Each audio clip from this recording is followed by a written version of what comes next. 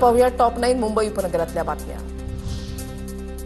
जलमय मुंबईसह राज्यामध्ये तापमानाचा पारा घसरल्याने उन्हाचा तडाखा कमी झाला। पुढील काही दिवस तापमान 33 अंशांच्या आसपास राहण्याचा अंदाज। मात्र हवेतील आर्द्रतेमुळे मुंबई आणि कोकणात उकाडा कायम राहणार। वर्षानुवर्ष अतिक्रमण आणि प्रदूषणाच्या विळख्यामध्ये अडकलेल्या दैसर नदीला लवकरच नवसंजीवनी मिळणार। इंदिरानगर आणि सुकुरवाडी इथल्या सांडपाणी शुद्धीकरण प्रकल्पाची कामं अंतिम टप्प्यात। दैसर पुनरुज्जीवन प्रकल्पाला गती। कल्याण कोळशेवाडीमध्ये वहिवाट आणि डीपी रोडवरून वाद। वहिवाट विकासकाला देण्यासाठी डीपी रोड वळवल्याचा आरोप। ठाकरेंच्या शिवसेनेचा विकासकावर आरोप। पालिकेच्या परवानगीसह अधिकृत डीपी रोड सुरू। विकासकाचं स्पष्टीकरण। ठाकरे गटाचे नेते पैशांची मागणी करत असल्याचा आरोप। उल्हासनगरमध्ये सीबीआयमध्ये नोकरी लावण्याचा आमिष दाखवून फसवणूक। महिलांनी चोप देत भामट्याला पोलिसांच्या ताब्यात दिलं। राजू पट्टेकर असं भामट्याचं नाव असून तो स्वतःला मोठा पोलीस अधिकारी असल्याचं सांगत होता। ठाण्यामध्ये वर्षभरात 516 महिलांवर लैंगिक अत्याचाराच्या घटना। ठाणे ते दिवा पट्ट्यामध्ये 185 बलात्कार प्रकरण उघड। 302 अल्पवयीन मुलीही अत्याचाराच्या बळी।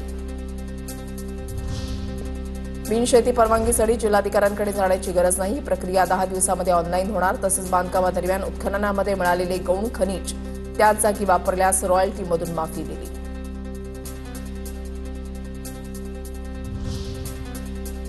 पुणे जिल्ह्यामधल्या टॉप 9 घडामोडींचा आढावा घेऊया।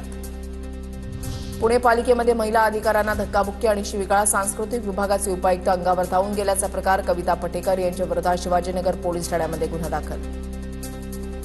पिंपरी चिंचवड शहरातील 16 टोळ्यांमधील 19 गुंडांवर मोका। पिंपरी चिंचवड पोलीस आयुक्त विनय कुमार चौबे यांची 3 महिन्यातील कारवाई। सराईत गुंडांवर पिंपरी चिंचवड, पुणे, सातारा, नांदेड, लातूर या जिल्ह्यांमध्ये विविध गंभीर गुन्हे। यंदा पावसाचं प्रमाण कमी राहण्याच्या अंदाजामुळे पुणेकरांवर पुन्हा एकदा पाणी कपातीचं संकट ओढावण्याची चिन्ह। जलसंपदा विभागाकडून पुणे आणि पिंपरी चिंचवड महापालिका तसंच एमआयडीसी क्षेत्रामध्ये 15% पाणी कपात करण्याचे आदेश। पुणे शहरातील बेकायदा ओव्हरहेड केबल्स काढण्यासाठी पुणे महापालिकेनं ठोस पावलं उचलली। यासाठी अतिरिक्त आयुक्तांच्या अध्यक्षतेखाली विशेष समिती स्थापन। इंटरनेट कंपन्यांच्या मदतीनं केबल्ससाठी नवीन नियमावली तयार केली जाणार। पुण्यामध्ये यावर्षी पार पडलेली पुणे ग्रँड टूर यंदा 26 जानेवारीपासून सीझन 2चा थरार सुरू होणार। 2027 मध्ये होणाऱ्या स्पर्धेसाठी जिल्हाधिकारी जितेंद्र डुडी यांच्याकडून आढावा। मावळच्या कामशेतमध्ये कपड्याच्या दुकानामध्ये कपडे बदलण्यासाठी गेलेल्या महिलेचं चित्रीकरण। महिलेचं गुपचूप चित्रीकरण करून विनयभंग केल्याचा प्रकार उघड। स्टोअर रूममध्ये लपवलेल्या सीसीटीव्ही कॅमेऱ्याचा वापर करून कृत्य। पुण्याच्या भोरमधील वाठार हिमा गावामध्ये काळभैरवनाथाच्या यात्रेनिमित्त कुस्त्यांचं आयोजन। 200हून अधिक मल्लांचा कुस्ती स्पर्धेमध्ये सहभाग। कुस्ती पाहण्यासाठी नागरिकांची मोठी गर्दी।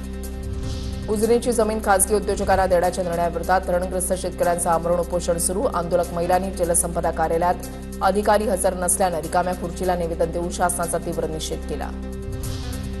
पिंपरी चिंचवड शहरातील 16 टोळ्यांमधील 19 गुंडांवर मुकोका। पिंपरी चिंचवड पोलीस आयुक्त विनय कुमार चौबे यांची 3 महिन्यातली कारवाई।